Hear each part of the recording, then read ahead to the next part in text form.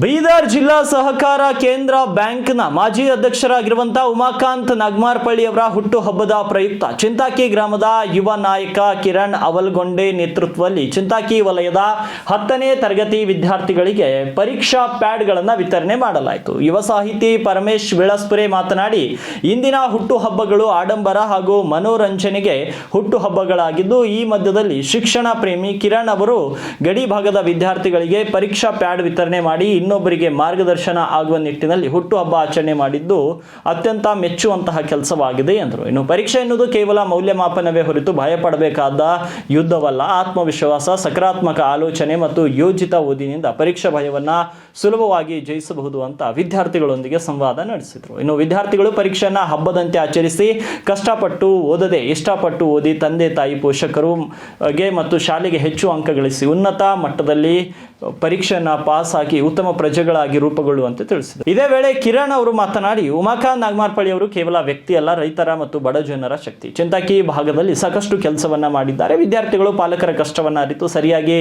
ಓದಿ ಅಧ್ಯಯನವನ್ನ ಮಾಡಿ ಆದರ್ಶ ವಿದ್ಯಾರ್ಥಿಗಳಾಗಿ ಪರೀಕ್ಷೆಯಲ್ಲಿ ಹೆಚ್ಚಿನ ಅಂಕ ಗಳಿಸಿ ಅಂತ ತಿಳಿಸಿದರು. ಈ ಸಂದರ್ಭದಲ್ಲಿ ಗ್ರಾಮ ಪಂಚಾಯತಿ ಸದಸ್ಯ ಸೋಪನ್ ರಾವ್, ಚೇತನ್ ಫುಲಾರಿ, ಸುಭಾಷ್ ಗೌಡ, ರಘುನಾಥ್, ಶೇಖಪ್ಪ ಮೇತ್ರೆ, ಜಯವಂತ್ ಮೇತ್ರೆ, ಸಂಗಮೇಶ್ ಗೌಡ, ಅದೇ ರೀತಿ ರಾಮದಾಸ್ ರಾಥೋಡ್, ಶಿಕ್ಷಕರಾದ ಸಂಜು ರೆಡ್ಡಿ, ಮದನ್ ಬಿರಾದರ್, ಪರಶುರಾಮ್ ರಾಥೋಡ್ ಸೇರಿದಂತೆ ಅನೇಕರು ಉಪಸ್ಥಿತರಿದ್ದರು. ಕೂಡ್ತೀವಿ ನೆರಳು ಬದುಕಲಿ ಅಂತ ಹೇಳ್ತಾರೆ. ನಮ್ಮ ಮಕ್ಕಳಿಗೆ ನಮಗೆ ಬಂದಂತ ಕಷ್ಟ ನಮ್ಮ ಮಕ್ಕಳಿಗೆ ಬರಬಾರ್ದು, ಅದನ್ನೇ ವಿಚಾರ ಮಾಡ್ತಾರ. ಅದ್ರ ನಾವೆಷ್ಟು ಮಟ್ಟಿಗೆ ವಿಚಾರ ಮಾಡ್ತಾ ಇದ್ದೀವಿ ನಮ್ಮ ತಂದೆ ತಾಯಿ ಬಗ್ಗೆ, ಹೌದಲ್ಲ?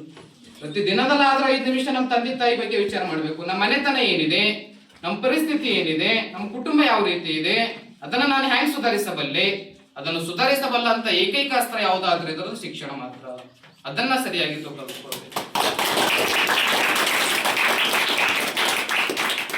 ಪರಿಸ್ಥಿತಿ ಆ ಮಟ್ಟಿಗೆ ಗಂಭೀರ ಅಲ್ಲ, ಸರ್ಕಾರದಿಂದ ಬರ್ತಾ ಇದೆ.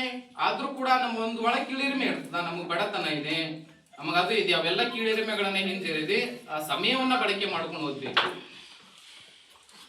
ಯಾವ ರೀತಿ ಇದೆ ನಮ್ಮ ಪರಿಸ್ಥಿತಿ ಅಂತ ಹೇಳಿ ಒಂದು ಸಲ ನೀವು ತಂದೆ ತಾಯಿ ಹತ್ರ ಹೊಲಕ್ಕೆ ಕೆಲಸ ಮಾಡಿ ಬಂದ ತಕ್ಷಣ ಅವ್ರ ಕಾಲುಗಳನ್ನ ಕೈಗಳನ್ನ ನೋಡಿ ಗುಳಿ ಬದ್ದಿದಾಗಿರ್ತಾವ, ಕಾಲಿ ಮುಳ್ಳುಗಳನ್ನ ನಟ್ಟಿದಾಗಿರ್ತಾವ. ಆ ಹರಿದ ಬಟ್ಟೆಯನ್ನೇ ಮತ್ತೆ ಹೊಳ್ಕೊಂಡು ಮೈಮೆ ಹಾಕೋತಾರ, ಹರಿದ ಚಪ್ಪಲಿಗಳನ್ನೇ ಹಾಕೋತಾರ. ಬೇಡ ಈ ಖರ್ಚು ಮತ್ತೆ ನಾಳೆ ಮಕ್ಕಳಿಗೆ ಆಗ್ತದ ಅಂತೇಳಿ. ಅದ್ರ ನಿಮ್ ಕಾಲದಲ್ಲಿ ಎಲ್ಲರೂ ರೆಸ್ಪಾರ್ ಚಪ್ಪಲು, ಬೂಟ್ಗಳು, ಒಳ್ಳೆ ಒಳ್ಳೆ ರೀತಿ ಬಟ್ಟೆಗಳು ಎಲ್ಲವೂ ನಿಮಗಾಗಿ ಕೊಡಿಸ್ತಾರ ಅಂದ್ರಕ ನಾವು ಅವರಿಗಾಗಿ ಏನ್ ಮಾಡ್ತಾ ಇದ್ವಿ ಅದನ್ನ ವಿಚಾರ ಮಾಡ್ಬೇಕು.